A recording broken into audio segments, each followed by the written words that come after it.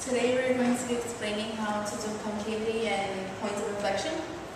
This is an example of how when you graph it, how it's concave up because the line is facing upward. And then this is an example of concavity down because if you look at it, it is facing down the line.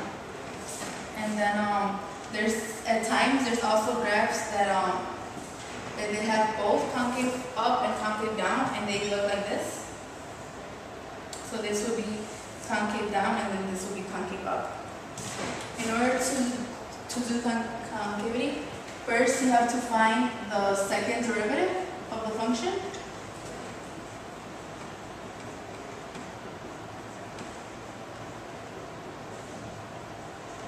And then after you have to set the second derivative equal to 0. So you can find the critical numbers. And then third, if you plug in the critical numbers,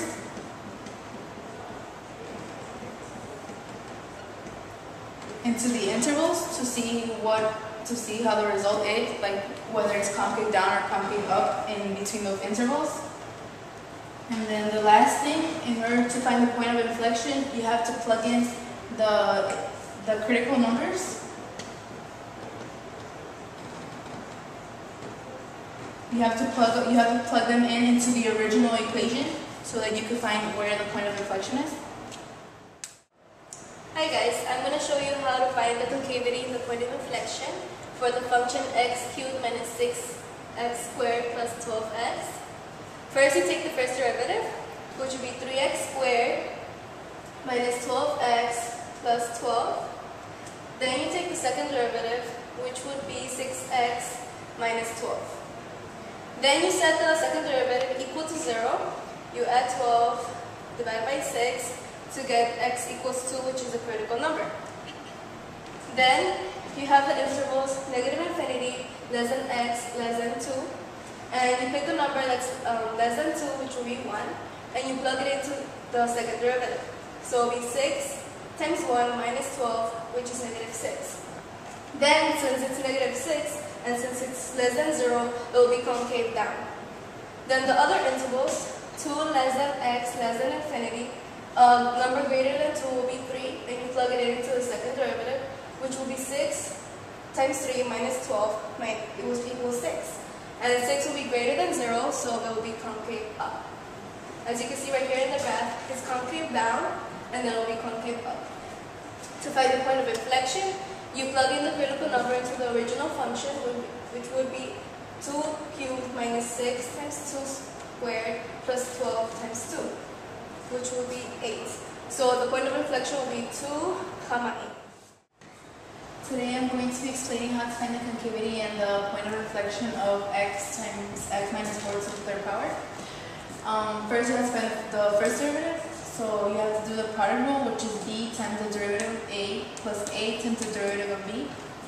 So you do x minus 4 to the third power times 1, because this is the derivative of x, and then it's plus x times the derivative of b, which for this you have to use the chain rule, so it's 3 times x minus 4 to the second power times the derivative of the inside, which is 1.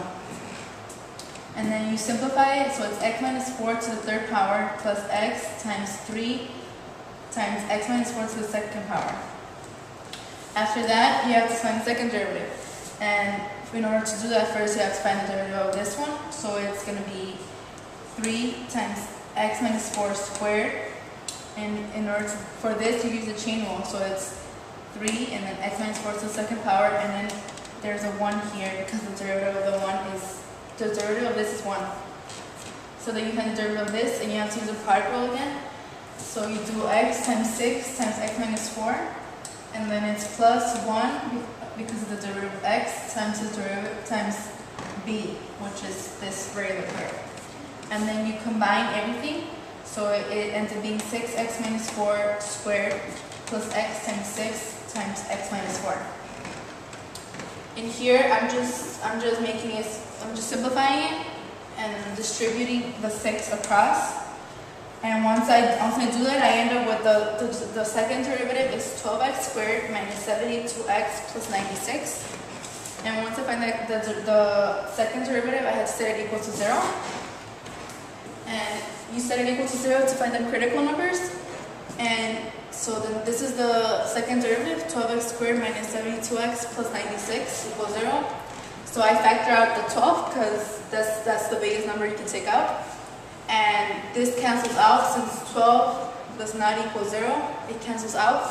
So you're left with only this part. So x squared minus 6x squared plus 8 equals 0.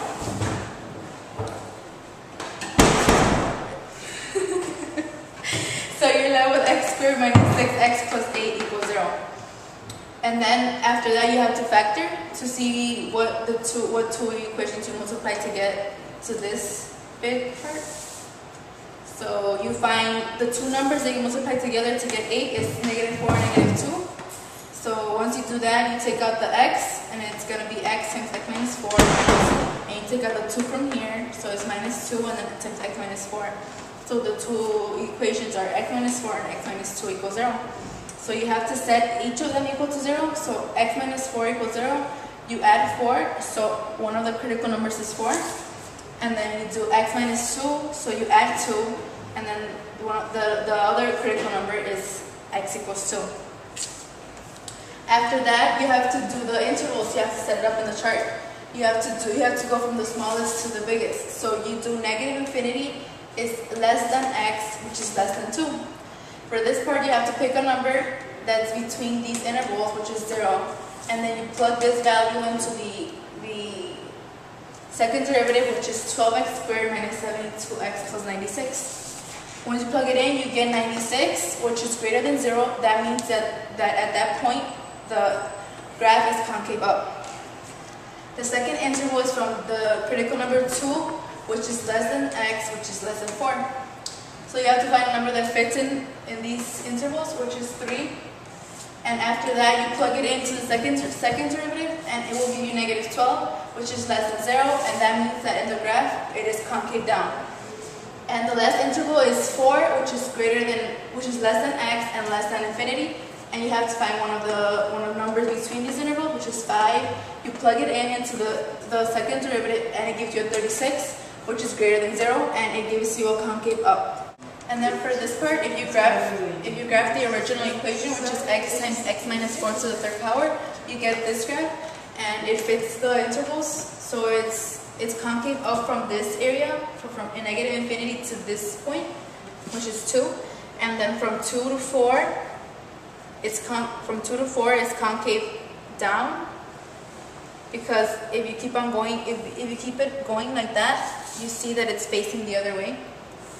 And then this part, it goes back to concave up.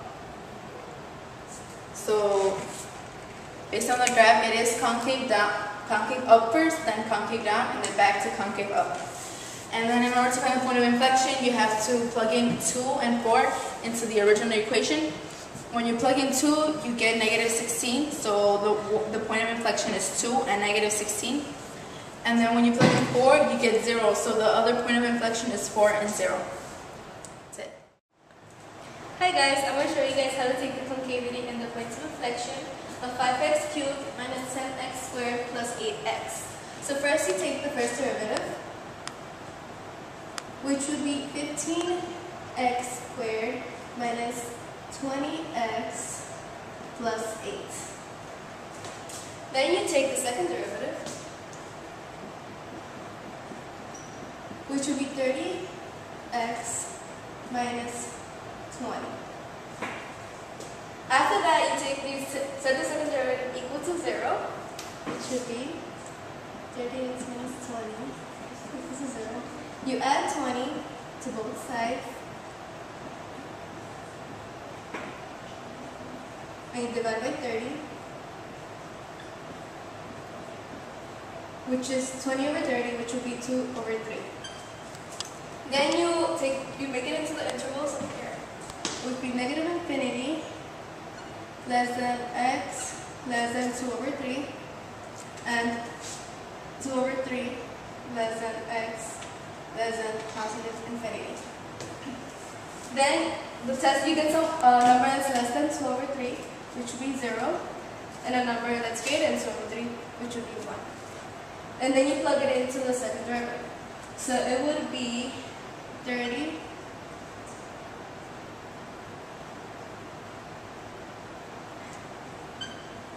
times 0 minus 20, which is negative 20. And since it's less than 20, it will be concave down. Then you take 1, you also plug it into the second derivative, which is 30 times 1 minus 20, which would be 10. It would be positive. Concave up. And so over here in the graph, you can tell that the concavity over here is concave down, and then we concave up. And to get the point of inflection, you take the critical number and you plug it into the original function, which would be 5 times 2 over 3 cubed minus 10 times 2 over 3 squared plus 8 times 2 over 3, which would be 64 over 27 if you plug it into the calculator. So the point of inflection would be 2 over 3